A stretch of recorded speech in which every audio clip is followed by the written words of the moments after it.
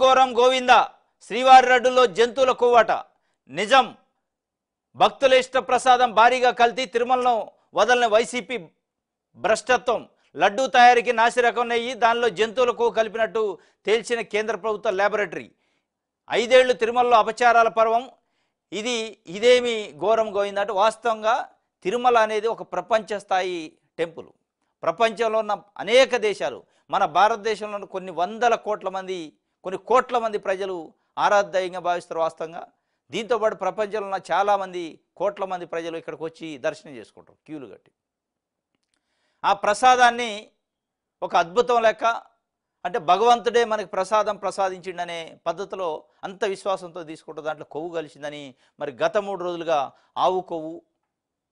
జంతువుల నూనె ఇవన్నీ కలిపి తయారు చేశారని సాక్షాత్తు రాష్ట్ర ముఖ్యమంత్రి చంద్రబాబు నాయుడు గారే సంచలన వ్యాఖ్యలు చేశారు మరి దాని వెనక ఏమైనా ఎవిడెన్స్ ఉందా బలమైన ఆధారాలు ఉన్నాయా తెలియదు కానీ సంచలనమైన ఆరోపణలు చేశారు ఇది వాస్తవంగా చేసి ఉంటే దీనికంటే అపచారం దీనికంటే ఘోరం దీనికంటే దౌర్భాగ్యం ఇంకోటి ఉండదు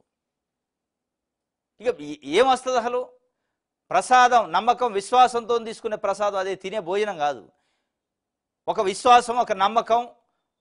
ఒక మతానికి సంబంధించిన విశ్వాసం అది దాంట్లో కొవ్వులు ఆవు నెయ్యిలు లేదా ఆవు కొవ్వుని ఆవు నూనెని కలిపితే ఇక అంతకంటే అపచారం ఇంకోటి ఉండదు వాస్తవంగా మరి దాని వెనక నిజం ఉందా లేదో బట్టగాల్చి మేదేసే కార్యక్రమం తెలియదు భవిష్యత్తులో మనకు తెలిసింది కానీ ఇదే వైఎస్ఆర్సీపీ ఏమంటుందంటే అదంతా అబద్ధం టీటీడీ చైర్మన్గా పనిచేసిన భూమన కరుణాకర్ రెడ్డి కానీ వైవి సుబ్బారెడ్డి మేము తడి బట్టలతో నుంచి కుటుంబ సమేతంగా ఎక్కడంటే అక్కడ ప్రమాణం చేస్తాం మీరు సిద్ధమా ఆరోపణలు చేసిన వాళ్ళు అన్నారు కానీ దానికి ముందుకు రావట్లే ల్యాబొరేటరీ రిపోర్ట్ చూపిస్తున్నారు ఇవాళ రేపు ల్యాబొరేటరీ రిపోర్ట్లు తారుమారు చేసే అవకాశం ఉంటుంది ఇంకా వాళ్ళు అనేది ఏంటంటే జూలై 12 నాడు శాంపిల్ పంపి జూలై 23 నాడు ల్యాబొరేటరీ రిపోర్ట్ వచ్చింది జూలై 12 2024 జూలై 12 అంటే అప్పటికే ముఖ్యమంత్రిగా ప్రమాణ స్వీకారం చేసి చంద్రబాబు నాయుడు 1 మంత్ అయింది మరి ఆయన ఆయాంలో జరిగింది అది ఏం జరిగినా ఆయన బాధ్యుడని వాళ్ళు అంటున్నారు వీళ్ళు అనేది గత 5 సంవత్సరాలుగా జరుగుతున్న ప్యాటర్న్ ఇప్పుడు జరుగుతుంది కాబట్టి జూలై 12 జరిగినా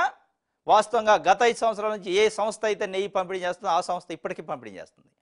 కాబట్టి ఆ సంస్థకు సంబంధించిన నెయ్యిని మేము టెస్ట్ చేసినామని ఇటు తెలుగుదేశం పార్టీ అంటుంది దీనిపైన అటు తెలుగుదేశం పార్టీ వైఎస్ఆర్సీపీ ఒకళ్ళపైన ఒకళ్ళు ఆరోపణ చేసుకుంటున్నారు కానీ టీటీడీ నుంచి అప్పుడు శ్రీ వైష్ణవ దానికి సంబంధించి వాళ్ళు కొంత ఈ ప్రసాదాన్ని తయారు చేసేవాళ్ళు వాళ్ళు వచ్చి ఎప్పుడు బయటికి చెప్పట్లేదు అఫీషియల్గా టీటీడీ నుంచి కూడా అఫీషియల్గా లేదు ఓన్లీ చంద్రబాబు నాయుడు గారు ఒక ముఖ్యమంత్రిగా సంచలనమైన వ్యాఖ్యలు చేసిండు మరి ఇది ఒక డిబేట్ జరగడానికి చేసిండా నిజంగా అందులో ఎందుకంటే ఒక ముఖ్యమంత్రి స్థాయిలో చేసిండు కాబట్టి దాని వెనక ఏదో సీరియస్నెస్ ఉంటుంది నిజంగా ఇది చేసి ఉంటే తప్పనిసరిగా శిక్ష అర్హులే శిక్షించాల్సిందే ఇది ఒక మతానికి సంబంధించిన విశ్వాసం కొన్ని కోట్ల మంది ప్రజలకు సంబంధించిన విశ్వాసం కానీ దీన్ని రాజకీయ కోణంలో వస్తుంది కాబట్టి అనుమానించాల్సి వస్తుంది ఎందుకంటే తెలుగుదేశం పార్టీ నాయకులే ప్రెస్ మీట్లు వెళ్ళి చెబుతారు తప్ప